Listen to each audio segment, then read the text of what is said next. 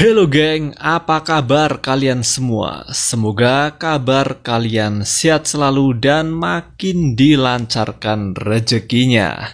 Dalam kesempatan ini, mari kita bahas film action asal Korea Selatan. Menceritakan tentang seorang agen rahasia yang menyamar jadi murid sekolahan. Ceritanya bakal menyentuh hati pokoknya. So langsung aja kita cikiprit geng.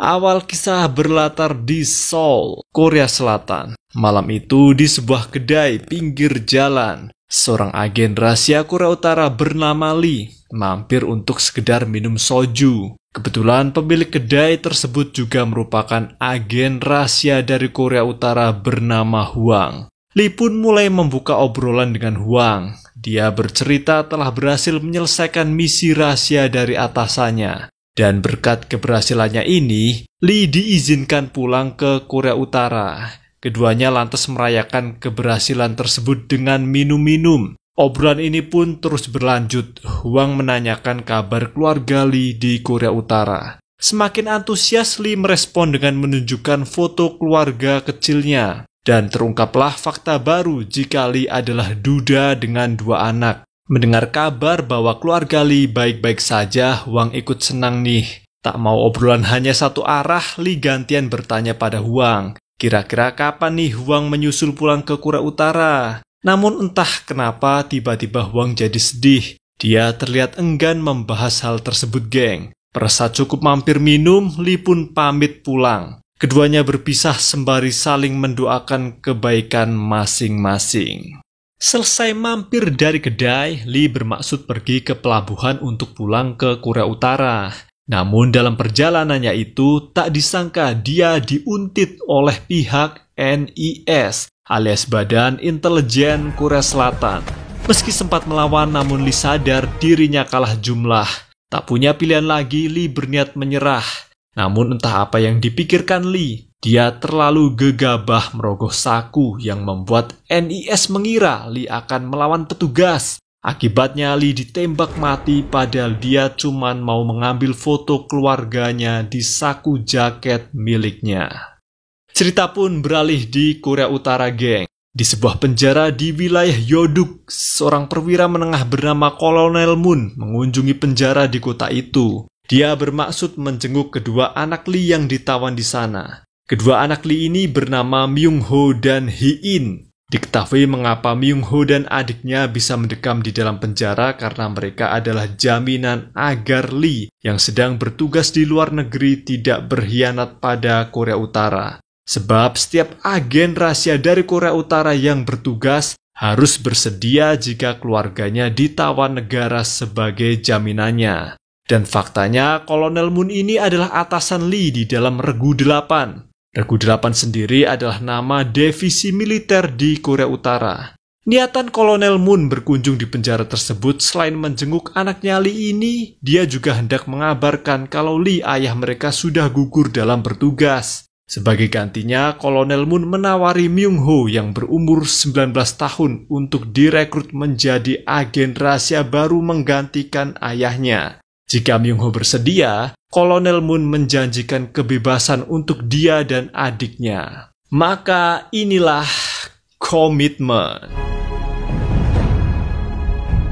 Selang 2 tahun kemudian, kembali ke Seoul, Korea Selatan. Di sebuah gedung pencakar langit, seorang agen rahasia Korea Utara berjuluk Big Dipper sedang beraksi. Big Dipper ini berasal dari Regu 35. Dia ditugaskan untuk membantai semua agen rahasia Korea Utara dari Regu 8. Sebab saat ini antara Regu 35 dan Regu 8 sedang saling berperang nih geng. Karena terjadi pemberontakan di internal pemerintahan Korea Utara. Sejauh ini Big Dipper berhasil membunuh 3 agen rahasia dari Regu 8. Kemudian kasus perang saudara ini ditangani oleh pihak NIS pada esok paginya. Perang agen Korea Utara ini membuat pihak NIS jadi heran. Kenapa para agen rahasia Korea Utara malah saling bantai satu sama lain? Apa nih kira-kira sebabnya?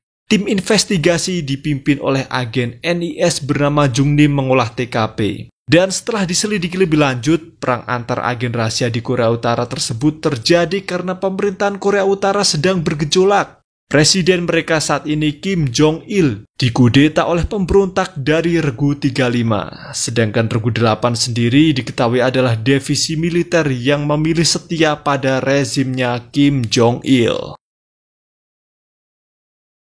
Cerita pun beralih di sisi lain kota Seoul. Myung-ho tiba di Korea Selatan sebagai imigran gelap untuk menjalankan misinya. Dia menyamar sebagai anak yatim piatu di sebuah panti asuhan. Kemudian tak lama datang sepasang suami istri mendatangi panti tersebut untuk mengadopsinya. Sekedar info nih, sepasang suami istri ini juga merupakan agen rahasia dari Regu 8 yang ditugaskan untuk menjemput Myung-ho. Dalam proses administrasi mengadopsi anak, Myung-ho terdaftar sebagai Dae-ho, umur 19 tahun. Setelah proses administrasi selesai, kedua orang tua angkat Dae-ho lantas mengajak berdoa bersama sebelum pamit dari panti itu. Sesampainya di rumah orang tua angkatnya, Dae-ho dihadiahi motor Ducati Monster untuk mobilitasnya nanti sebagai agen rahasia ya. Kemudian mereka lanjut masuk ke rumah untuk istirahat. Di dalam rumah, Dae-ho diantar ibu angkatnya ke kamar yang sudah disiapkan. Malamnya mereka pun lanjut makan bersama sebagai keluarga baru. Dalam momen ini, ayah angkat Dae-ho menjelaskan bahwa setelah ini kehidupan mereka dijalani masing-masing aja. Jangan saling ikut campur urusan orang. Dae-ho silahkan fokus dengan misinya sendiri dan kedua orang tua angkat Dae-ho juga akan fokus dengan misi mereka sebagai agen rahasia. Kedua orang tua angkat Dae-ho juga memberitahu bahwa Dae-ho sudah didaftarkan sebagai murid SMA di sebuah sekolah terdekat. Sebab Dae-ho juga harus bisa berbaur layaknya remaja seumurannya. Lanjut esoknya, mulailah tuh Dae-ho bersekolah. Hari pertama bersekolah membuatnya sedikit kikuk. Sesampainya di sekolah, dia memperkenalkan diri di depan teman kelasnya. Kemudian Dae-ho disuruh Pak Guru untuk duduk di bangku belakang sebangku dengan siswi bernama Hee-in. Setelah memperkenalkan murid baru, lantas Pak Guru pun mengakhiri jam pelajaran. Para murid boleh istirahat. Heranya di sela jam istirahat, datanglah kelompok murid berandalan di kelas yang diketuai oleh siswa bernama Il-gin mendatangi tempat duduk Dae-ho dan Hee-in. Il-gin CS kemudian membuli Hee-in dan memalaknya. Sambil memalak, Il-gin coba sok akrab dengan Dae-ho si murid baru. Hal tersebut membuat Dae-ho jadi risih dan menepis tangan si Il-gin. Akibatnya Il-gin tersinggung dengan perlakuan berani dari Dae-ho. Kemudian dia memaksa Dae-ho pergi ke atap gedung sekolah. Di atap gedung itu, Il-gin CS memukuli Dae-ho. Di sini Dae-ho coba menahan diri agar identitasnya sebagai agen rahasia tidak terbongkar ya. Kemudian Il-gin CS gantian memalak Dae-ho dan merampas dompetnya. Di dalam dompet Dae-ho itu mereka mendapati beberapa uang cash. Namun kesabaran Dae-ho hampir habis ketika Il-gin mengambil foto keluarga Dae-ho di dompetnya itu. Nyaris saja Dae-ho membalas, untunglah Pak Guru datang ke atap sekolah melerai mereka. Pembulian ini pun berakhir ya, Dae-ho balik ke kelas. Namun di lorong menuju kelas, dia melihat Hee-in sedang asik mengintip kelas ekstra balet nih. Kemudian Dae-ho menghampirinya dan mereka pun berkenalan. Dae-ho bertanya mengapa Hee-in sering diperas oleh Il-gin. Hee-in tidak bisa menjawabnya karena dia pun tidak tahu alasannya. Tak lama keduanya ketahuan oleh salah satu anak kelas balet dan Hee-in segera pergi sedangkan Dae-ho tertinggal. Dia pun ikut cabut pergi. Cerita berlanjut malamnya pada Big Dipper. Kali ini dia kembali beraksi geng. Targetnya adalah agen rahasia dari Regu 8 yang menyamar jadi buruh pabrik. Dalam ketegangan tersebut, agen Regu 8 ini sempat menelpon rekannya yang tidak lain adalah orang tua angkat Dae-ho untuk minta bantuan. Namun sayangnya panggilan teleponnya itu tidak direspon ya. Tak lama dia pun ketahuan oleh Big Dipper sedang bersembunyi dan dengan sadis Big Dipper menghabisi target tanpa ampun.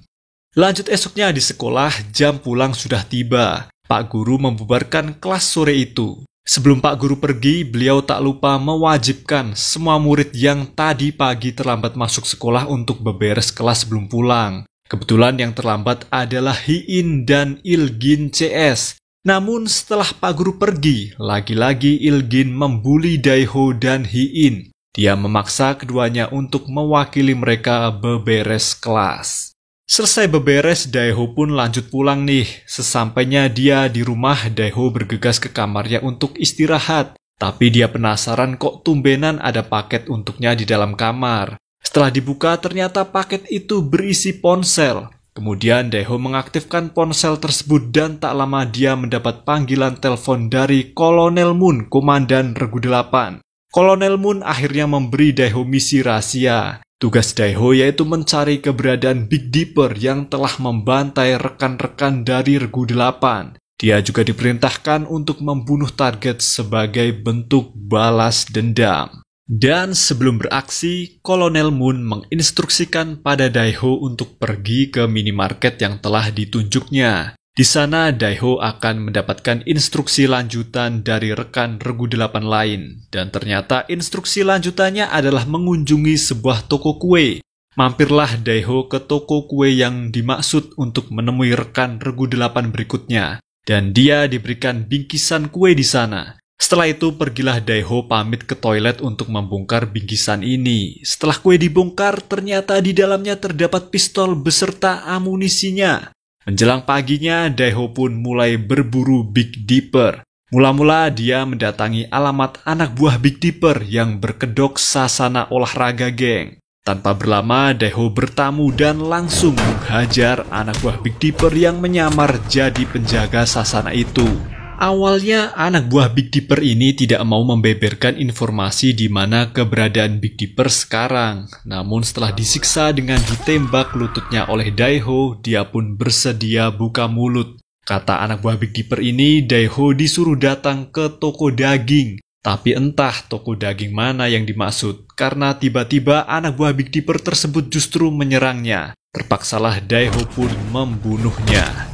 Baru tersadar kalau hari sudah agak siang, Daeho bergegas pulang untuk berangkat sekolah.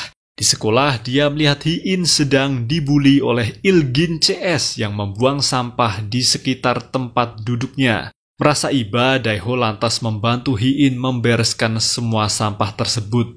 Tak lama pelajaran pun dimulai geng. Kebetulan jadwal hari itu adalah pelajaran biologi. Setelah Pak Guru menjelaskan materi pelajaran, beliau menunjuk Daeho si murid baru untuk menjelaskan lagi materi dari Pak Guru yang dipaparkan barusan. Awalnya Daeho belagak bego dan harus dibantu Hiin yang baik hati menyodorkan catatan pelajaran miliknya. Namun Daeho mah pantang nyontek. Ternyata dia sanggup menjelaskan ulang pelajaran dari Pak Guru barusan geng. Bahkan penjelasannya lebih detail dari Pak Guru, sampai-sampai materi pelajaran biologi yang belum diajarkan oleh Pak Guru malah ikut dipaparkan. Alhasil semua murid jadi kagum, ternyata Daeho adalah murid yang jenius.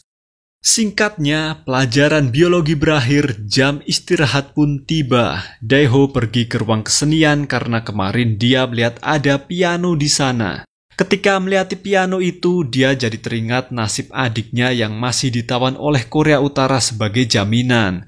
Tak lama Hiin menyusul ke ruang kesenian tersebut ya. Dia kira ruangan kesenian lagi kosong, ternyata ada Daeho. Mengira kalau Hiin sedang butuh ruangan kesenian ini, Daeho pun mengalah dan pergi. Di lorong, Daeho sempat berpapasan dengan teman-teman kelasnya yang menuju ruang kesenian. Setelah Daeho pergi, Hiin mulai latihan menari balet sendirian nih geng. Ternyata Hiin adalah murid yang berbakat dalam tari balet. Dan tak lama teman-teman kelas yang biasa membulinya datang ke ruang kesenian itu. Hiin jadi kikuk dan mau buru-buru pergi, akan tetapi dia dicegah oleh teman kelasnya itu ya. Daeho menduga Hiin pasti sedang dibully nih. Namun kali ini dia pura-pura cuek karena ada misi yang harus dikerjakan.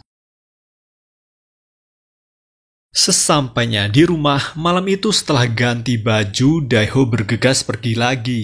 Ketika hendak pergi, dia memergoki ayah dan ibu angkatnya sedang bertransaksi narkoba sembari menghitung uang hasil bisnis haramnya itu bersama rekan agen Korea Utara lain.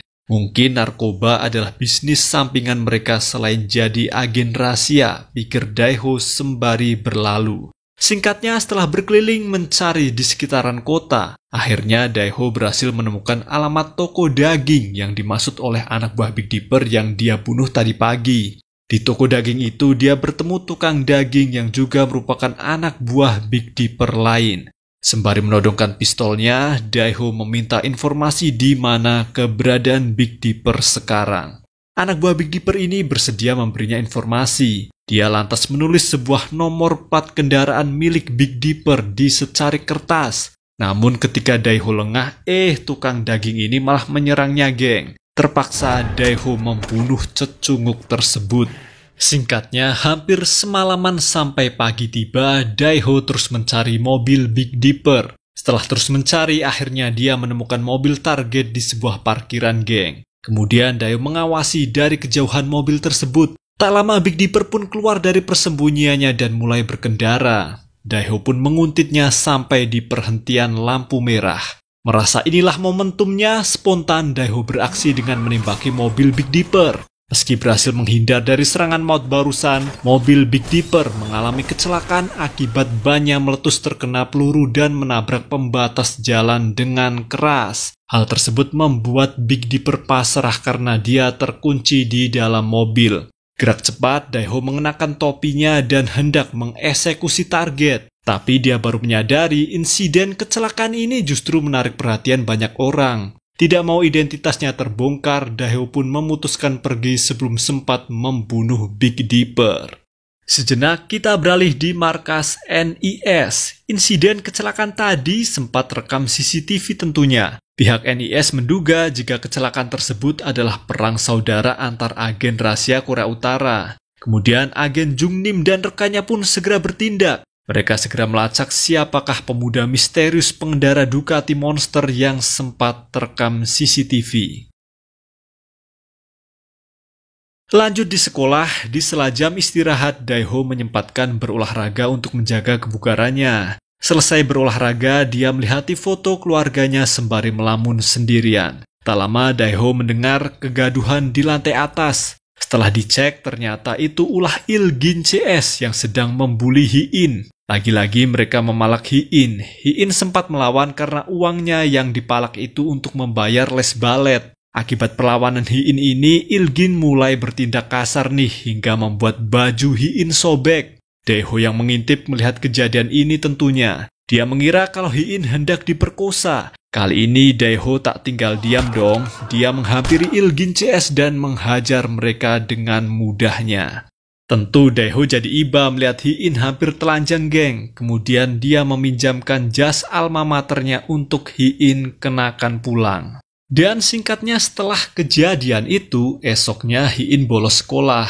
Hal tersebut membuat Daeho khawatir dengan keadaan Hiin hingga membuatnya melamun. Dalam lamunan Daeho ini, tiba-tiba Pak Guru menegurnya. Refleks Daeho malah memiting Pak Guru cukup keras yang membuat Pak Guru kesakitan. Akibatnya Pak Guru jadi malu dan segera menutup pertemuan hari itu. Jam istirahat jadi tiba lebih cepat ya. Daeho pun segera menghampiri Ilgin CS yang sedang sarapan di kantin. Spontan Ilgin CS jadi ketakutan dengan kedatangan Daeho ini. Niat Daeho menyapa hanya untuk bertanya di mana alamat Hiin tinggal, geng. Namun karena Ilgin tidak tahu, dia hanya memberinya alamat tempat Hiin bekerja. Setelah berhasil mendapatkan alamat tersebut, Daeho lanjut pergi ke kantor guru. Dia berniat meminta maaf pada Pak Guru dan meminta izin pulang karena ada urusan. Pak Guru pun memaafkannya dan mengizinkan Daeho pulang lebih awal. Sepulangnya Daeho dari sekolah, dia mampir ke sebuah kafe tempat Hiin bekerja. Namun kata rekan kerja Hiin mengatakan kalau temannya itu sudah resign kerja kemarin. Disinilah Daeho benar-benar kehilangan jejak keberadaan teman sebangkunya itu. Lanjut esoknya pas jam pulang sekolah, tak disangka Hiin menyapa Daeho di depan gerbang dengan potongan rambut baru nih. Terlihat Hiin tidak mengenakan seragam sekolah ya. Niat Hiin menyapa yaitu untuk mengembalikan jas alma mater yang kemarin dia pinjam. Hiin juga mengaku sudah keluar dari sekolah. Kemudian Hiin meminta tolong pada Daeho, apakah Daeho bersedia pura-pura menjadi kakaknya, sebab Hiin bermaksud melamar kerja di sebuah sanggar tari balet. Dia butuh seorang wali yang bersedia menandatangani surat kontrak kerja karena Hiin masih di bawah umur. Dengan senang hati Daeho bersedia membantunya. Dia pun berpura-pura menjadi kakak Hiin dan menandatangani surat kerja sebagai walinya Hiin Gang. Akhirnya Hiin resmi menjadi guru balet di sanggar tari tersebut nih. Daeho pun lanjut pamit pulang, namun ternyata sore itu hujan turun deras. Hiin pun berinisiatif mengantarkan Daeho pulang dengan payungnya. Dalam perjalanan ini mereka kembali mengobrol santai. Daeho pun mulai bercerita jika dirinya punya adik perempuan bernama Hiin juga. Perjalanan pulang itu sampai menjelang malam ya. Keduanya memutuskan untuk main sebentar di taman kota. Di taman itu terdapat sebuah peta dunia. Di depan peta dunia tersebut Hiin mulai bercerita tentang dirinya yang ternyata yatim piatu. Daeho tampak tertegun setelah mendengar cerita ini. Kemudian Hiin kembali bercerita jika dirinya bercita-cita pergi ke Jerman untuk menjadi penari balet profesional. Melihat peta dunia di taman itu membuat Hiin penasaran, kira-kira di mana tempat yang ingin Daeho kunjungi di belahan dunia ini. Daeho jadi kebingungan karena dia tak ada gambaran seperti itu. Kemudian Hiin membuat permainan sederhana. Dia menyuruh Daeho melempar permen karet ke peta dunia itu secara acak sembari menutup matanya. Pas melempar malah permen karet itu menempel di Samudra Pasifik. Hal ini membuat keduanya punya bahan untuk bersendagurau. Beralih pada Big Dipper. Ketika dia diserang Daeho kemarin, Big Dipper berhasil mengenali siapa sosok penyerangnya itu. Sembari menganalisis alamat Daeho tinggal, Big Dipper menyusun siasat untuk menyerang.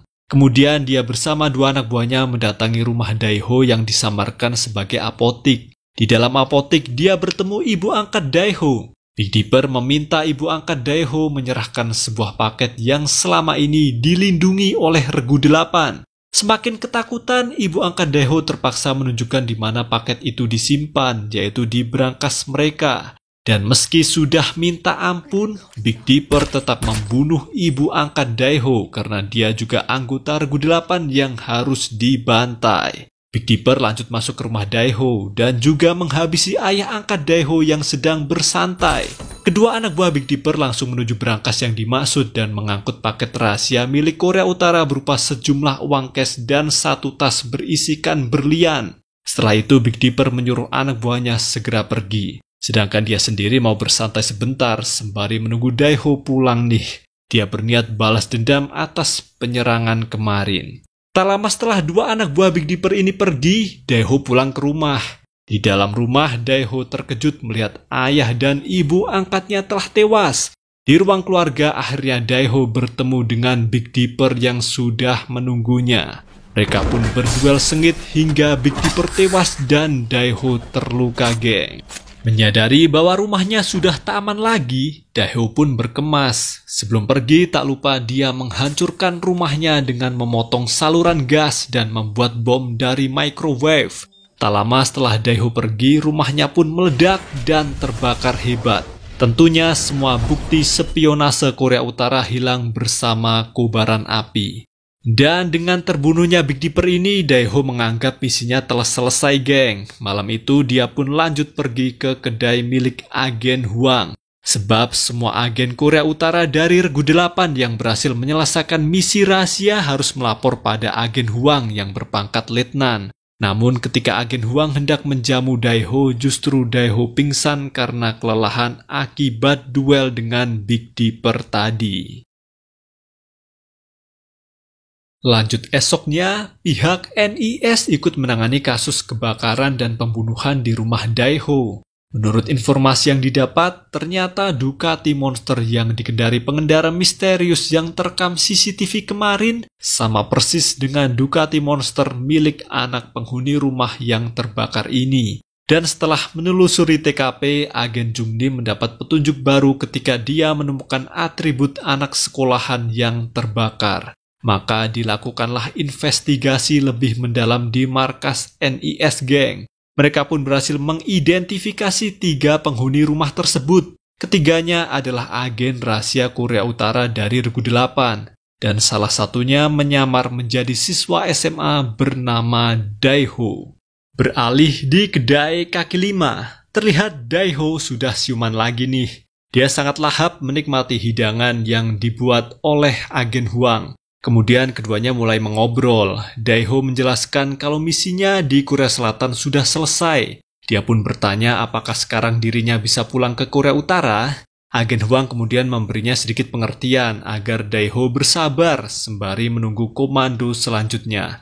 Sambil menunggu instruksi lanjutan dari atasannya itu, Daeho memilih membantu agen Hwang berdagang pada esoknya. Dan di hari itu kebetulan hujan turun deras. Keduanya pun berteduh dulu ya. Sembari menunggu hujan reda, agen Hwang penasaran dengan seluk-beluk keluarga Daeho.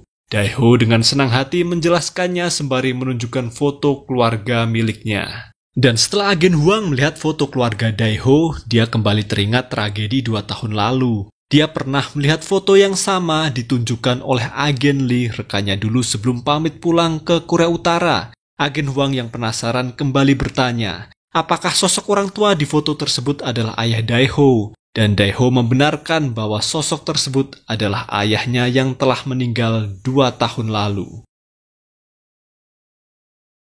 Malamnya kita beralih sebentar ke Pyongyang, geng. Di sana Kolonel Moon bertemu dengan petinggi dari Regu 8 lain. Mereka membahas siasat baru untuk menyerang Regu 35 musuh mereka. Dan tentunya serangan tersebut butuh dana besar ya. Mereka pun putar otak untuk mendapatkan dana tersebut dari mana nih kira-kira. Lanjut esok paginya kembali pada Daeho lagi. Hari itu dia mendapatkan kiriman paket dari atasannya. Setelah dibuka paket itu ternyata berisikan ponsel. Maka diaktifkanlah ponsel tersebut dan tak lama Daeho mendapatkan misi baru dari Kolonel Moon. Tugas Daeho yaitu merebut kembali berlian yang dicuri anak buah Big Dipper kemarin. Dan sebagai hadiahnya, jika misi ini sukses, adik Daeho akan dibebaskan. Segeralah Daeho menyiapkan pistol miliknya dan setelah itu dia pergi untuk merebut berlian yang dimaksud. Singkatnya, Daeho berhasil melacak anak buah Big Dipper di sebuah gedung tua. Di sana mereka hendak menjual berlian curian itu pada broker dunia bawah, geng. Tak mau kecolongan, Daeho pun beraksi merebut kembali aset negara tersebut. Sedangkan di markas NIS sendiri, Komandan NIS mendapatkan undangan ke Beijing, Cina. Dia diundang ke Beijing untuk pertemuan rahasia dengan pihak Korea Utara. Kembali pada Daeho lagi, sebelum pulang ke Korea Utara dia menyempatkan pergi ke pasar untuk membelikan adiknya oleh-oleh. Tak lupa dia juga membeli baju untuk agen Hwang yang telah menolongnya kemarin. Kemudian malamnya Daeho mampir sebentar ke kedai agen Hwang untuk pamitan karena saat ini dia sudah diizinkan pulang kampung. Setelah memberikan hadiah baju yang dibelinya tadi, Daeho pun pergi. Di sini entah kenapa agen Hwang jadi sedih karena dia tahu semua agen Korea Utara yang akan pulang kampung pasti bernasib buruk. Lanjutannya, Daeho juga meluangkan waktu untuk berpamitan pada Hee-in temannya ya. Dia bilang mau pergi jauh menjenguk adiknya. Sebelum menuju pelabuhan, Daeho sempat mampir sebentar di taman kota. Di depan peta dunia taman, dia akhirnya jujur bahwa tempat yang ingin ditujunya adalah Korea Utara.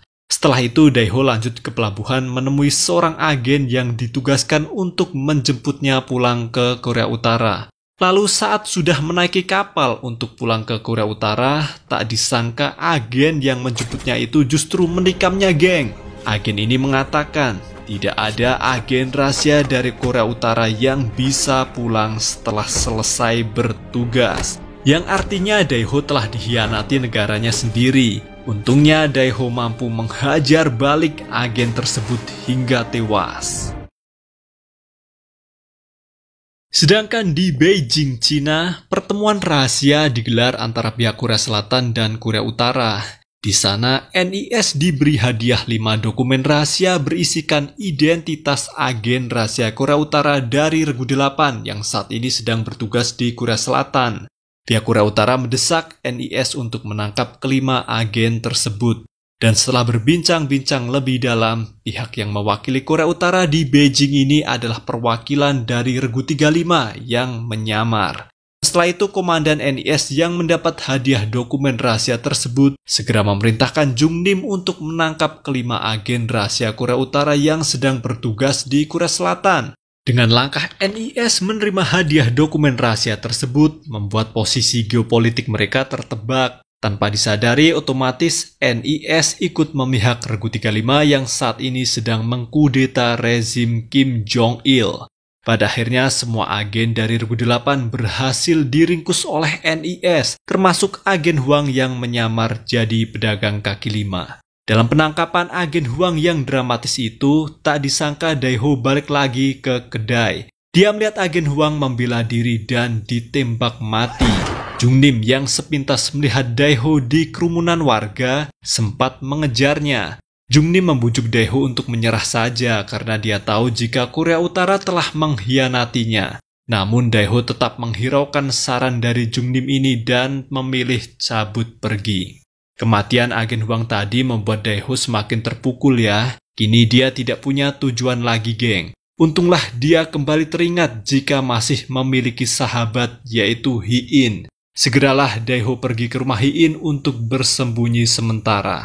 Sesampainya di rumah Hi-in, Dae-ho langsung pingsan karena luka tikamnya tadi. Untungnya dia sempat mendapatkan perawatan dari sahabatnya itu. Selesai merawat luka Dae-ho, Hi-in terkejut melihat siaran berita di TV jika Dae-ho sahabatnya ini adalah agen rahasia dari Korea Utara yang berstatus buronan. Sedangkan di Pyongyang sendiri, Kolonel Moon akhirnya tertangkap oleh Regu 35. Dia pun disiksa dan dipaksa menyerahkan berlian yang selama ini dilindungi oleh Regu 8. Tak tahan dengan siksaan ini, terpaksalah Kolonel Moon menyerah. Dia berjanji akan menyerahkan berlian itu asal diizinkan menyeberang ke Korea Selatan untuk menjemput Dae-ho yang membawa berlian itu. Lanjut esoknya kembali di rumah Hi-in. Dia bangun pagi dan segera pergi ke minimarket untuk membeli bahan makanan ya. Kebetulan di minimarket ada Jung Nim yang sedang mencari keberadaan Dae-ho dengan bertanya pada kasir minimarket. Sembari menunjukkan foto dua anak sekolah yaitu Dae-ho dan Hi-in, si kasir yang mengenal Hi-in lantas memperkenalkan Jung Nim pada Hi-in yang kebetulan sedang berbelanja. Jung Nim kemudian memperkenalkan diri sebagai agen NIS pada Hi-in. Dia berniat mengorek informasi perihal Dae-ho, karena Jung Nim tahu jika Hi-in ini adalah sahabat Dae-ho di sekolah. Jung Nim menanyakan di mana Dae-ho kira-kira berada saat ini. Namun Hi-in pura-pura tidak tahu, geng. Dia mengatakan sudah lama tidak saling berkabar dengan Dae-ho setelah keluar dari sekolah. Percaya saja dengan perkataan Hi-in barusan, kemudian Jung Nim pun memberikan kartu nama miliknya. Kali aja Hi-in tahu informasi tentang Dae-ho berada. Selesai belanja, Hi-in lantas segera pulang. Dia menyempatkan menutupi motor Ducati Monster milik Dae-ho pakai kain agar tak terlacak NIS. Lanjutnya dia pun bersiap memasak, namun Dae-ho dan Hi-in sempat melihat berita di TV lokal kalau rezim Kim Jong-il telah berakhir dan digantikan oleh sosok baru yaitu Kim Jong-un putranya. Hal ini membuat gempar seluruh dunia. Beralih di bandara kota Seoul, Korea Selatan, Kolonel Moon tiba di Korea Selatan bersama adik Dae-ho dan rombongannya, geng. Kemudian Kolonel Moon menghubungi Dae-ho. Dia menjelaskan pada Dae-ho saat ini dirinya sudah berada di Korea Selatan untuk menjemput Dae-ho dan mengambil berlian milik Korea Utara. Kolonel Moon menyuruh Dae-ho untuk menemuinya di tempat yang sudah dijanjikan pada besoknya. Di sini Hi-in sempat mendengar percakapan rahasia tersebut dari kejauhan. Lanjut esoknya, Dae-ho mendapat perintah baru untuk bertemu Kolonel Moon di sebuah gedung parkiran. Dae-ho pun pamit pada Hi-in dengan meninggalkan sepucuk surat dan foto keluarga miliknya. Dalam surat tersebut, Dae-ho berwasiat agar Hi-in menjaga adik perempuannya nanti jika terjadi sesuatu yang buruk padanya. Tentunya di sini Hi-in jadi khawatir ya dengan keadaan Dae-ho. Tanpa pikir panjang, dia menelpon Jung Nim dan memberitahu tentang kesulitan yang sedang Dae-ho alami. Merespon kabar dari Hi-in tersebut, Jungnim segera memerintahkan anak buahnya untuk bergerak melacak keberadaan Dae-ho menggunakan CCTV jalanan. Sementara itu, Dae-ho sendiri akhirnya bertemu dengan Kolonel Moon di gedung parkiran yang sudah dijanjikan. Di sana, Dae-ho hendak menukar berlian yang dibawanya dengan adik Dae-ho yang ditawan di dalam mobil. Sebenarnya pertukaran ini bisa saja berlangsung damai, namun Kolonel Moon bertindak licik, geng. Dia menyuruh anak buahnya untuk menembak Dae-ho dari belakang. Untunglah NIS datang tepat waktu dan berhasil menggagalkannya. Pada akhirnya baku tembak antara NIS dan anak buah Kolonel Moon tak terelakkan. Terlihat Kolonel Moon berhasil kabur dari sergapan NIS, sedangkan Dae-ho sendiri jadi kebingungan ketika adiknya justru diselamatkan oleh Korea Selatan. Dia pun ikut memilih kabur daripada tertangkap. Dengan begitu, kini Kolonel Moon sendiri sudah tidak punya alat tukar lagi ya. Dia pun menargetkan Hi-in sahabat Dae-ho untuk disandra. Singkat cerita, Hi-in yang saat itu dalam perlindungan NIS hendak diamankan. Namun anggota NIS yang melindungi Hi-in justru diserang oleh anak buah Kolonel Moon. Alhasil kini gantian Hi-in yang disandra.